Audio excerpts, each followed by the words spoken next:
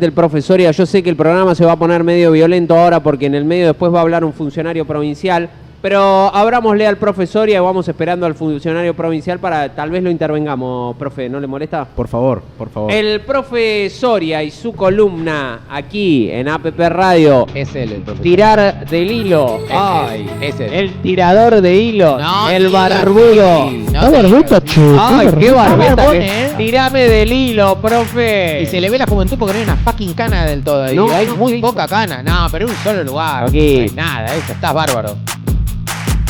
Ay, mirá cómo suena. Entre Ay, eso, le el pone hijo la de cortina. puta que está acá abajo con la motocicleta, con la... Hola, profe, buen día, ¿cómo le va? Buen día, ¿cómo les va? Bueno, Muy bien, ¿y usted? Muy bien, la verdad, la vida me sonríe. Oh, bueno, esto es bueno. No, la verdad que estoy contento, qué sé yo. Me costó el lunes igual. ¿Viste me el costó, Eternauta? Fin Obvio. de semana me la devoré el Yes, Eternauta. yes, El Eternauta. El Eternauta. Una tía mía también. No se puede hablar con vos, eso es tremendo. No se le puede Cuando hablar. estaba pensando, dije, Sí. me va a hacer caer el hijo de Mirá que le digo puta. a Joaquín, no. No, Hasta que tengan ese miedo. sí. No, vi la serie completa. Ahí está, perfecto. Bien. De pe a pa, la serie. La tragaste entera. Eternauta. Entera. Estamos hablando de eso. Sí, la verdad maravillado, realmente muy contento porque me parece que es importante valorizar la producción nacional y quiero agregar algo a lo que decía Julia porque es algo que leí en Twitter antes de arrancar con la columna. Hay una idea de que mucha gente piensa que está mal decir que algo bueno del Eternauta es que parece una producción internacional. Yo creo que no es un problema. ¿No? Porque me parece que está tan buena la serie, y esto sin ningún tipo de argumento más que lo que me gustó la serie a mí, que una serie nacional dialogue a nivel internacional está buenísimo, porque sin Obvio. perder lo autóctono, sin perder lo propio, es capaz de entablar un diálogo con, no sé, Last of Us, por ejemplo. Entonces esa cosa medio nacionalismo medio berreta, ¿no? De no seas cipayo porque la serie vale por sí misma. Ninguna producción cultural vale por sí misma. No, claro, vale por el entorno, por el contexto, por Exactamente. lo que genera. Bueno, ahí es la parte donde hablábamos con Julia más temprano, que fue cuando te metiste, profe, del tema yankee con su producto y su acervo cultural.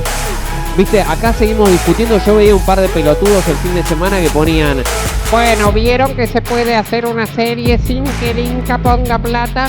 Bueno, yo si quieren les cuento los 5 proyectos que hizo Stagnaro antes de llegar a Netflix, los 5 Todos bancados por el Inca. sí, Entonces, si quieren que tengamos esa discusión pelotuda acerca del Instituto Nacional de Cine Argentino, no ponga plata, quieren que la plata esté bien puesta, que no sea para todo tipo de producciones, quieren cambiar las condiciones, adelante, discutámoslo, pero no entren en esta estupidez acerca de Inca sí, Inca no. Bueno, producto de Netflix sí. es que de los 5 protagonistas, los 5, los primeros...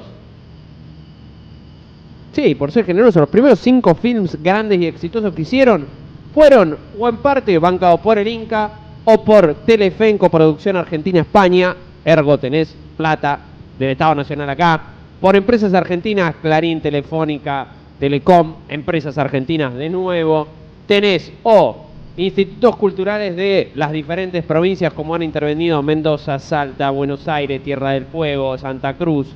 Sí, dije Santa Cruz, chicos, cuidado. Dije Santa Cruz, no se pongan nerviosos. Pero mantener esta discusión me parece tan estúpida. Totalmente. ¿Viste? Gente que, no, bueno, como no la banca nadie. Y sí la banca, chicos, es como guita que se puso en algún momento y pusieron una semillita para. Digo, Stagnaro, el chabón de Ocupas. Sí. Saltari. Staltari de Ocupas. Darín, chicos, la cantidad de producciones con el Inca que ha hecho Darín. O sea, Bueno, el pelado nomás hizo Juan el año Claro. pasado, el Claro. anterior, que parecía como Juan anticiparse Ranch. a Milei. Sí. Entonces, nada, no sé, cuando vi esas cosas ayer, inclusive gente de la política compartiendo diciendo, no, acá no puso a nadie. Qué sé yo, chicos, no sé si... A ver, a esa es la parte donde yo le envidio a los yanquis que cierran filas y dicen, no, loco, this is my country. Y no, nosotros estamos peleando como unos pelotudos acá adentro. No se puede creer. No se puede creer. No se puede creer. Pero bueno, yo me voy del 1957 del Eternauta. ¿A dónde? A 1794. La Tranqui, va despacio la cosa. Ustedes, la última vez que nos encontramos aquí, me habían pedido que hable de rumores. Sí. Y yo les traje rumores. ¡Vamos! Así que me publican el cartel que mandé recién. Rumores. Porque vamos a arrancar con un pequeño panfleto que aparece en Buenos Aires, en la ciudad de Buenos Aires, en el año 1794. ¿Y 1794, dijiste? qué dice? Viva, Viva la libertad. Viva la libertad, dice. Viva la libertad. Viva la libertad. Con B corta. Con ¿Qué B es corta. esto? ¿Qué es esto? Y sin D. Y sin D, claro. Libertad. Es un panfleto, un pequeño folleto que aparece, ¿sí?, en una casa en la ciudad de Buenos Aires en el año 1794. Hace un poquito mucho. Hace un poquito mucho, ¿no? Claro, y nos tenemos que ir a la Buenos Aires de finales de la época colonial para hablar de los rumores en la historia, ¿no? Es un pasquín que aparece en un momento complicado, en un momento de tensión. A partir de este pequeño papelito que está en el Sí. Archivo General de la Nación, podemos pensar la historia del mundo, ¿no? Ok. Porque en este papel se cruzan procesos que se están dando a nivel global y a nivel local. A nivel global, 1795 es un año bastante complicado. Tenemos Revolución Francesa. Exactamente, tenemos por un lado los ecos de la Revolución Francesa, hace poquitito, en 1793, a Luis XVI le cortaron la cabeza. Están gobernando los jacobinos, o sea, la más radical de la revolución, y un par de años antes, en 1791, los esclavos de Santo Domingo, en el Caribe, comenzaron un levantamiento que terminaría en el año 1804 con la Revolución Haitiana. ¿Sí? Puedo hacer una. No terminó bien esa revolución. Cuando uno pasa la sala. Cuando uno, para Haití significó pagar el precio de la insolencia, por así decirlo, ¿no? Porque las Ok. potencias mundiales hasta el día de hoy le hacen pagar, ¿sí?, a Haití, con la pobreza y miseria que tienen, esa insolencia de que los esclavos se levanten contra los amos, Ok. ¿no? Un pasquín con estas palabras circuló en la Buenos Aires de 1794 y a partir de ese pasquín vamos a pensar los rumores y un poco más, ¿no? Claro, tenemos una ciudad que está cambiando. 1794, Buenos Aires, 1795, Buenos Aires ya es la capital del Virreinato del Río de la Plata, ¿sí? La economía del virreinato pasa a tener la cabeza en Buenos Aires, que se transforma en un lugar mercantil, ¿sí?, donde se exportan y se importan mercancías. Pero también se exportan e importan ideas. Llegan muchos marineros de muchos lugares, llegan muchos esclavos a partir de 1780 y la ciudad empieza a transformarse.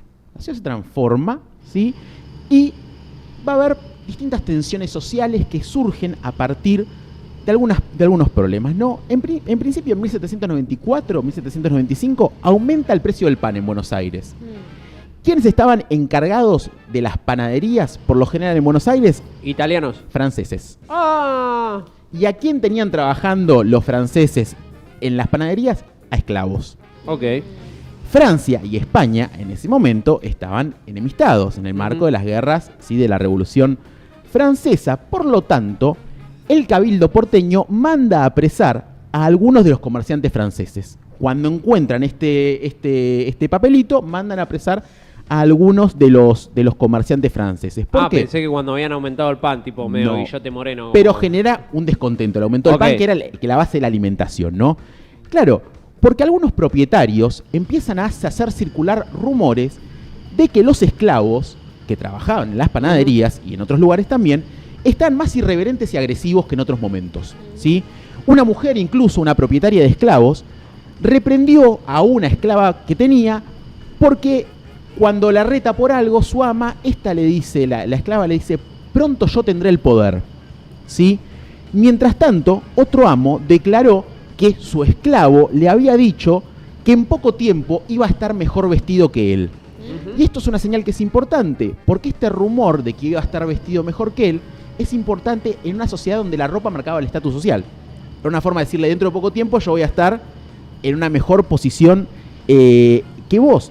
También circulaban que en los bailes de los esclavos se cantaban canciones a favor de la Revolución Francesa, de la Revolución Haitiana, ¿sí?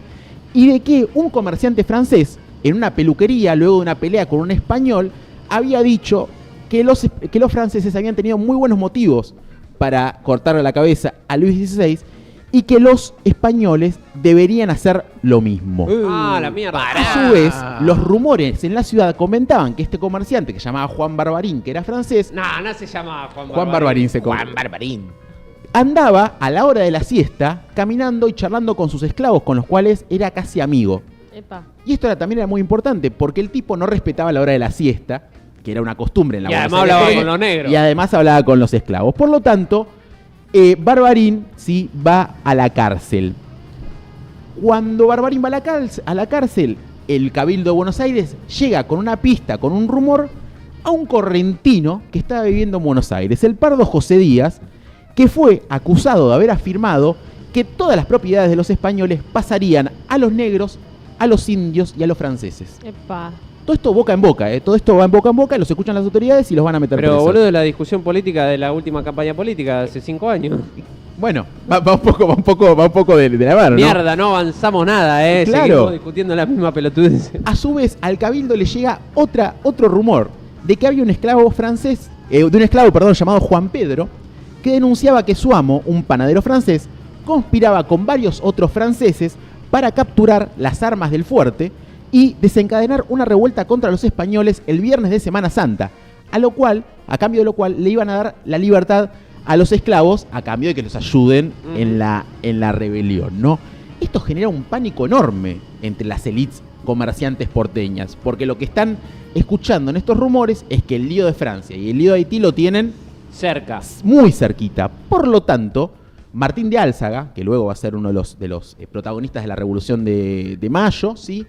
¿Qué va a hacer con estos prisioneros? ¿Qué va a hacer? Torturarlos, ¿sí? Ah. Es la última vez que se tortura en la Buenos Aires colonial, ¿no? Tranqui.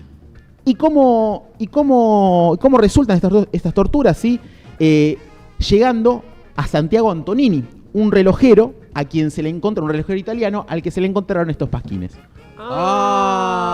Pobre. de ahí Van a la está. casa, le hacen un allanamiento, le encuentran los pasquines y dicen, ¿qué onda esto? Torturaremos te. Le encontraron los afiches. Ah, Está- Hola. Me están censurando, por favor. La censura es total. Bien, Me entonces, autocensuro. Ahí está. encuentran estamos hablando de los pasquines que se encuentran, Yes. pero claro, Álzaga tiene un problema, que no puede hacer ninguna conexión, no establece ninguna conexión porque no había ninguna conexión real entre los esclavos, los Ujú. franceses, eran todos rumores que circulaban por Buenos Sí. Aires. Entonces, esto pasó a la historia conocido como la supuesta conspiración de los franceses, ¿no? Esta conspiración donde aparecen pasquines, donde supuestamente hay esclavos que hablan con sus amos, hay franceses que hacen subir el precio del pan, y hay italianos que escriben Viva la Libertad en un papel y lo tiran por la calle, en realidad respondía más a un miedo de las élites porteñas en un contexto en el cual estaban viendo que la ciudad estaba cambiando y que había unos vientos revolucionarios que llegaban a esta Buenos Aires que estaba en transformación. Yo hace un ratito les decía que claro, que a partir de este papelito pequeño nosotros podemos pensar la historia del mundo, ¿no? Claro, estas ideas, estas noticias, estos rumores de que en Francia le estaban cortando la cabeza al rey, de que en Haití los esclavos se habían levantado y estaban atacando a los blancos, no llegaban de forma oficial. No había un diario Claro. que dijera, la semana pasada le cortaron la cabeza a Luis XVI. ¿Cómo llegaban? A través de los barcos. ¿Y quiénes los traían? Principalmente los marineros. ¿Quiénes eran los marineros? Los sectores más pobres de la sociedad que se subían a un barco a ganarse el pan. Hago la pregunta boluda. Por favor. ¿Cómo carajo se comunicaban si cada uno hablaba la de su pueblo? Bueno, el famoso idioma criollo, los idiomas creol, sí, que son idiomas de frontera, y en muchos casos estos esclavos esclavos, trabajadores, circulaban por el territorio y sabían comunicarse. Digo, hay una cuestión de la propia necesidad humana del trabajo, por ejemplo, en el barco, que las tripulaciones eran de personas de distintos lugares del mundo, Sí, claro. y construían un lenguaje común para poder trabajar en el barco. Siempre hay un intérprete entre los sectores populares porque eran los que probablemente más necesitaran de estos intérpretes para poder comerciar o intercambiar en los puertos, ¿sí?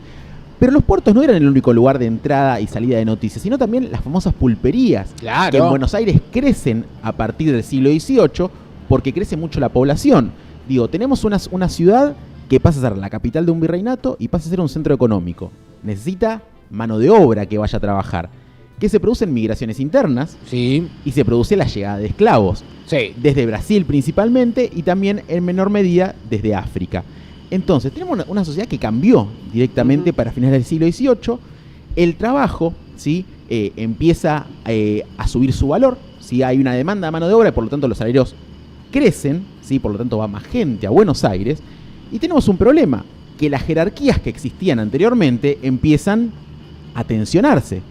¿Por qué, por ejemplo? Porque en Buenos Aires hay una cuestión que no sucede como en Estados Unidos, que no había grandes propietarios de esclavos. Había muchos esclavos en manos de pequeños propietarios. ¿Sí? Acá, por ejemplo, pero para que veamos la enorme cantidad de población esclava que hay en Buenos Aires, para pensar después la Revolución de Mayo, el 30% de la población porteña para 1810 era de origen afrodescendiente. El 30%. Es un Sí. poco bastante. Es un montón. Que se te revelara el 30% de la población Y era un problema. bueno, le pasó a Alberto, ¿viste? Y ganó Milei. Exactamente, exactamente. Pero claro, tenemos esta sociabilidad... No eran negros iguales. No. Tampoco pudo organizar a los negros, Alberto. Claro, No, tampoco no, pudo, no. claro. Entonces tenemos una sociedad que está cambiando, ¿sí? Hay un boom esclavista, Sí. porque crece un montón. Esta idea de que hay mucho que en el Río de la Plata no había esclavos, o que... No, había esclavos, la institución esclavista fue muy importante durante el tiempo que funcionó, ¿sí? Pero en esta ciudad en transformación, el hecho de que circularan estos rumores, estas noticias falsas, podríamos decir hoy en la actualidad, ¿no? Uno podría pensar en una fake news, hablaban más del miedo de un sector social a estas transformaciones que estaban ocurriendo, pero lo que es interesante es que el rumor nunca circuló en el aire, podríamos decir. Ujú. Digo, había motivos fundamentales, o había motivos reales que eran fundamentales para entender por qué alguien podía interpretar estos rumores en clave de una posibilidad. Si había gente que estaba viendo que de repente los trabajadores se mezclaban en una pulpería, el esclavo con el artesano, el blanco, el trabajador blanco del interior con el negro, ¿sí? Bueno, están viendo cómo esto está transformándose, cómo hay tensiones Ujú. por los salarios, por los trabajos, y en este marco de que llegan las noticias de lo que está pasando en Francia, de lo que está pasando en Haití, de las rebeliones de Tupac Amaru que habían tenido lugar hacía 10 años antes, digo, hay una ciudad que tiene miedo. Y esto es importante porque estamos en el mes de mayo, que es el mes de la Revolución, ¿sí? Y hay que entender que al 25 de mayo de 1810 no se llega de un día para el otro. No, claro. Hay un proceso largo de desgaste del dominio colonial, de tensión, de crisis del dominio colonial, que uno lo puede pensar a partir de un pequeño papelito que nos permite pensar en esa Buenos Aires que está cambiando, en ese mundo que está atravesando la era de la Revolución, Ujú. ¿sí? En un grupete de esclavos y franceses e italianos que de repente se están juntando en una pulpería a la hora de la siesta, que charlan en los bailes de esclavos, ¿sí? Y que le dan cuerpo a una serie de temores que circulaban entre los grupos dirigentes que no se terminan cumpliendo, pero que nos hablan de una época. Ah, espectacular, por favor, el moño que Increíble. le ha puesto el profesoria. Este hombre. Espectacular. Este hombre, por favor. Imagino que lo más loco de todo eso era que hoy, si nosotros vemos ese cartelito, podemos agarrar y yo le muestro la foto a Julia le muestra la foto a Ale y más o menos sabemos quién lo subió. Y el cartelito debe haber circulado en solamente una oportunidad y después se convirtió en algo que pasó de boca en boca. Exactamente. Esto, a ver, no pensemos en la difusión que tenemos ahora. Digo, no era tan sencillo repartir, no existía la práctica de repartir volantes por la calle en Ujú. 1795, ¿sí? La sola existencia, por más que después no se haya podido probar realmente quién lo había hecho o con qué objetivo, la sola existencia de un papel que dijera viva la libertad, en un momento en el cual la idea de la libertad era totalmente revolucionaria, digo, porque era ir contra el poder de las monarquías absolutas, era un motivo de temor, ¿sí? Y de preocupación por parte de las clases altas. Y sobre todo, con la certeza que tenían de que esto estaba circulando entre los sectores de los esclavos, los artesanos, los trabajadores, que eran los grupos más postergados de la sociedad. No era la Correcto. posibilidad de que estos se levanten. Ujú. Y también con esto, la idea de que las noticias circulan, de que no vivíamos en un raviol, de que Buenos Aires no estaba en un raviol, sino que llegaban las noticias, che, en Francia le cortaron la cabeza al rey, Ujú. en Haití le están cortando la cabeza a los blancos, no puede pasar esto acá. Entonces, ese miedo circula como circulan las noticias también. Y también eso va a explicar por qué luego, durante la Revolución de Mayo, por ejemplo, la institución de la esclavitud no se elimine por completo. En parte se explica por eso, por ese miedo a que los esclavos, si uno les da la libertad, generen una situación aún más revolucionaria de la que había. Y la mantuvimos hasta la ley del peón rural. Hasta 1861 se mantiene la esclavitud en el país, ¿no? Espectacular. 1861. Entonces, Un poco mucho. un poco mucho. Entonces, digo, hay un mundo que se puede pensar a partir de un pequeño papel, pero sobre todo para pensar esto, ¿no? La Revolución de Mayo, de una forma un poco más no porque esto haya causado la Revolución de Mayo, sino para pensar, pero che, había son quilombo. esas cositas que van yendo hacia adelante. Por eso la importancia de los rumores. Sí, los rumores, la circulación de noticias del boca en boca, en una sociedad que es importante decirlo, en su mayor parte analfabeta. No, claro. No todo el mundo entendía este Claro. cartel, pero había canciones, había poemas, había dibujos que hacían que entre los que no sabían leer y escribir, que era la mayor parte de la sociedad, igual tuvieran noticias. Que un esclavo le dijera a su amo, después de que lo retara el amo, un día, dentro de poco me voy a vestir mejor que vos, en una sociedad en la cual eso no estaba permitido, era un motivo de tensión. ¿Sí? Era Sí, claro. un motivo de tensión. Entraba a la casa y le decía, vos no sabés lo que me dijo Exactamente. el esclavo Exactamente. el esclavo 32. No sé cómo es el nombre. No sé cómo es el nombre, pero Pero- me dijo algo horrible, Mabel. ¿Sí? Es que justamente hay una sensación, a finales del periodo colonial, antes de la revolución, antes de las invasiones inglesas, de que el edificio social estaba en transformación, pero también de que la cosa se podía ir de mambo en cualquier momento. En cualquier momento, claro. Exactamente. 11 de la